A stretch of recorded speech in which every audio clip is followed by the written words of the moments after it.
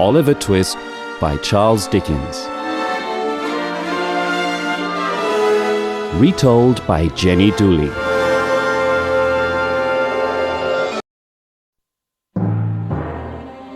Chapter 6. The Robbery.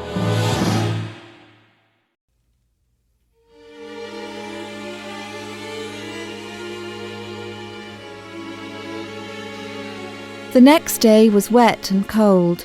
Oliver and Bill Sikes got up early and travelled all day. It was late in the evening when they arrived at a lonely, ruined cottage in the country, where Bill's friend Toby Crackit was waiting for them. He had long red hair and thin legs and wore a lot of big rings on his dirty fingers. They waited in the cottage until midnight. Then the two men went out and took Oliver with them. He tried to run away, but they held his hands tightly. "Be quiet. Remember the pistol, my boy," said Bill. It was cold and foggy as they were walking through the streets of a small village. Finally, they stopped outside a house with a big wall around it. They climbed over the wall and walked silently to the back of the house, where they found one very small window open. "Right, Oliver.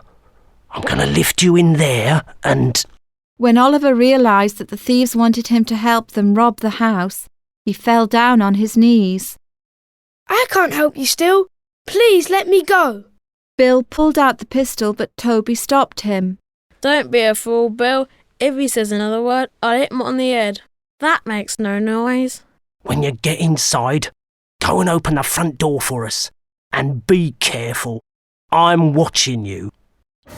Oliver decided to shout for help as soon as he was in the house. He didn't want to be a thief. He took a step forward and then heard Bill's voice. "Back! Come back!" A man appeared at the open storeroom door holding a gun. There was a bang and a flash of light. Oliver felt a pain in his arm and fell back. Bill grabbed him and pulled him through the window. Then he saw that Oliver's arm was covered in blood. "They've shot him!" But Toby Crackit was already running away towards some trees. Bill followed, carrying Oliver. "Stop, you coward! Help me with the boy!" They reached the trees and saw men with guns and dogs running out of the house towards them. "Drop the boy and run!" Bill thought for a moment, then dropped Oliver under a tree, and the two thieves disappeared into the darkness. A cold rain began to fall. All night Oliver lay under the tree, without moving, and his clothes turned red with blood. The bitter cold woke him up early in the morning. He opened his eyes with a cry of pain. His arm hurt badly. He tried to sit up. In the distance he could see a big house, and he decided to ask for help there. He stood up with difficulty and staggered towards the house. Finally, tired and weak, he reached the house. He knocked at the door, then fainted on the doorstep. At the same moment, the servants of the house were all in the kitchen, talking.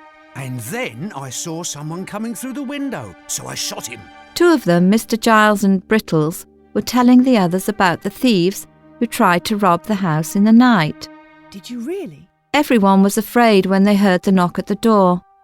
Mr. Giles and Brittles went together to open the door, but instead of the dangerous robber they were expecting, they saw only a little boy covered in blood, lying on the doorstep. They picked him up and brought him into the house. "Miss, I've got him!"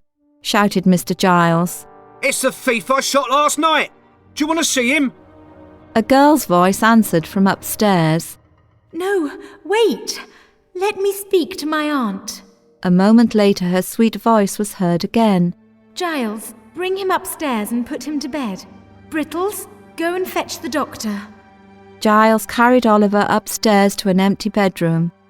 Very soon, Dr. Losberne arrived, and the servants ran up and down the stairs with hot water and bandages. About an hour later, Dr. Losberne came downstairs to speak to the two ladies of the house, Mrs. Maylie, an old lady, and Rose, a young girl of 17. Rose was also an orphan, just like Oliver, and Mrs. Maylie took her in when she was a young child. Have you seen this thief yet, Mrs. Maylie? Asked the doctor. No. I think you should. He's not as dangerous as you think, said the doctor with a smile. The two ladies gasped in surprise when they saw Oliver asleep in the bed. What's this? Surely such a small child can't be a thief, cried Mrs. Maylie. Rose ran to the bed and her eyes filled with tears. She stroked Oliver's hair and turned to her aunt. Oh, Aunt, I don't believe he's a bad boy, really. Maybe he's a poor orphan who never knew a mother's love.